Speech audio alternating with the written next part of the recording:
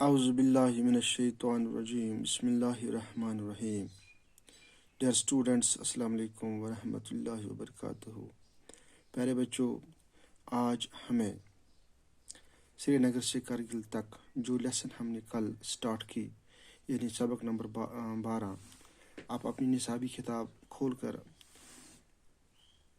اس سبق کو، یعنی اپنی کتاب کو سامنے رکھ کر اس کا سبق کو آپ پڑھیے، اچھی طریقے سے پڑھیے، اور میں انشاءاللہ آپ کو اس سبق کے تقریباً 1 2 3 4 5ویں پیراگراف سے آج میں آپ تک سلیس پہنچاؤں گا، یعنی سلیس سکھاؤں گا.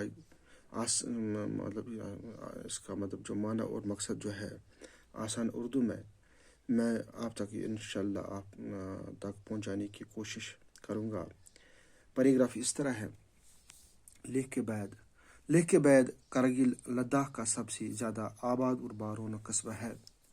یعنی جب ہم لیہ پہنچتے ہیں تو لیہ کے بعد ہمیں کہاں جانا ہے؟ کرگل. یعنی لیہ کے بعد کرگل آتا ہے. یہ سب سے زیادہ آباد، اور یعنی وہاں پر آبادی جو ہے بہت زیادہ آبادی ہے، اور بارونق قصبہ ہے، یعنی اس کی رونق جو ہے بہت بڑھیا ہے، اچھی ہے. یہ قصبہ ننگے پہاڑوں اور تنگ پتھریلی وادیوں کے درمیان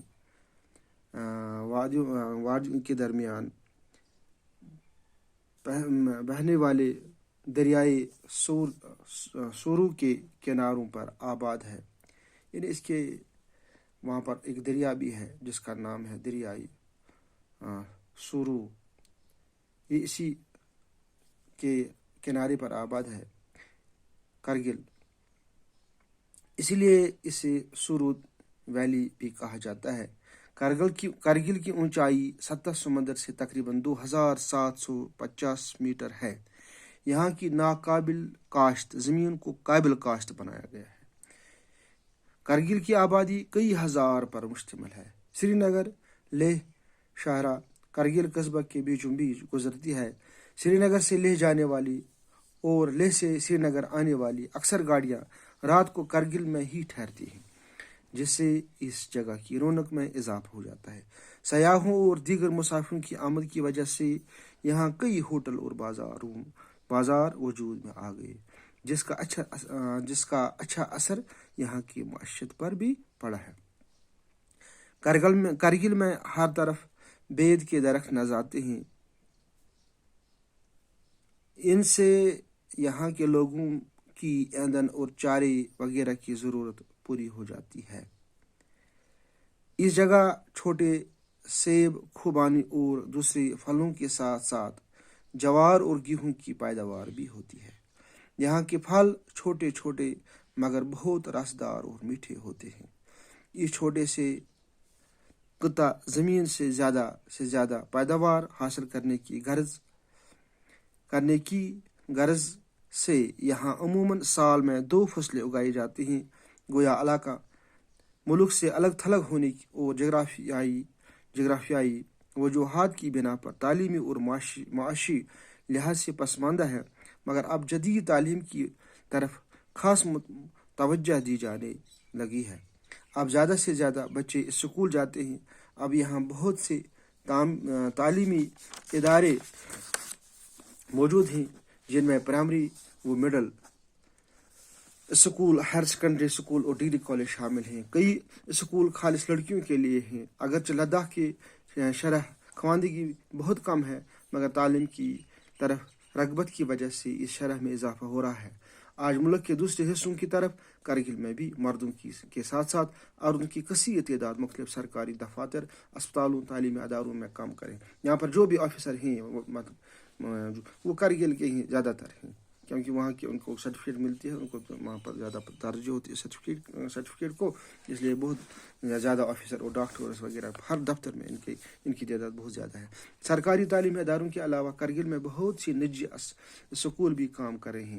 ضلع کے سرکاری دفاتر کی نئی عمارتیں کرگل سے تقریباً 4 کلومیٹر دور بڈو میں تعمیر کی گئی ہیں. بڈو میں ایک خانقاہ ہے جو پورے لداخ میں مشہور ہے. اس خانقاہ کی زیارت کے لیے ہر فرقے سے تعلق رکھنے والے لوگ دور دور سے آتے ہیں اور عقیدت کے پھول چڑھاتے ہیں. کرگل کا قصبہ نباتات کی وجہ سے ہے صحرا اور نخلستان کی طرح دکھائی دیتا ہے. کرگل کے بیچوں بیچ بہنے والا صاف شفاف پانی کا دریا دریائے سرو اس مقام کی قدرتی خوبصورتی میں اضافہ کرتا ہے. یہ دریا آس پاس بورے ننگے پہاڑوں کے درمیان قدرت کے شاہکار نظر آتا ہے. اس قصبہ کے آس پاس بہت سے چھوٹے چھوٹے گاؤں آباد ہیں. ان دیہات میں رہنے والے لوگوں کو عام ضروریت کی چیزیں حاصل کرنے کے لیے کرگل ہی آنا پڑتا ہے. ملک اور بیرون ملک نے آنے والے سیاحوں کے لیے یہ جگہ باعث کشش بن گئی ہے. کئی سرکاری دفاتر، فارمز اور ہوائی اڈا کی تعمیر اور دیگر وجوہات کی بنا پر کرگل کی اہمیت میں دن دگنا رات چگنا اضافہ ہو رہا ہے. اناج کی وافر فراہمی، سڑکوں کی تعمیر اور مقامی پیداوار میں اضافے نے یہاں کے لوگوں کی ان تکالیف کا کافی حد تک ازالہ کیا ہے جن سے انہیں ماضی میں دوچار ہونا پڑتا ہے. کرگل میں مسلمانوں اور بودھ آباد ہیں. کرگل میں مسلمان اور بودھ آباد ہیں. ان کا لباس اور رہن سہن ایک جیسا ہے. یہاں کے لوگ بودھی، پرکی اور بلتی بولتے ہیں. البتہ اکثر لوگوں کی زبان بلتی ہے. کچھ لوگ دردی یا شینا بھی بولتے ہیں.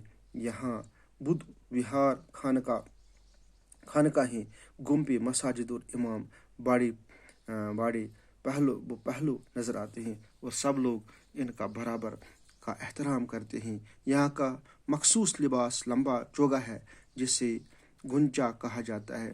عورت اور مرد دونوں ہی اس چوگے کے ساتھ کمر باندھ کر استعمال کرتے ہیں. ملک کے دیگر حصوں کے ساتھ میل جول اور ثقافتی اثرات کے تحت نوجوان جدید یورپی انداز کے لباس مثلاً پتلون، کوٹ، جیکٹ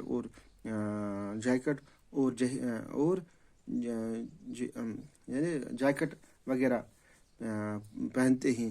لیکن پھر بھی لوگ مذہبی، تہذیبی اور ثقافتی قدروں کا لحاظ رکھتے ہیں. پیارے بچوں، یہ ہے اس لیسن کا اس کا سلیس. آپ اس لیسن کو اچھی طریقے سے پڑھ کر ذہن میں رکھو، سمجھنے کی کوشش کرو. انشاءاللہ کل میں آپ کو اس لیسن کے آخر پر جو بھی سوال ہیں انشاءاللہ میں آپ تک ان کو پہنچانے کی کوشش کروں گا. اللہ حافظ.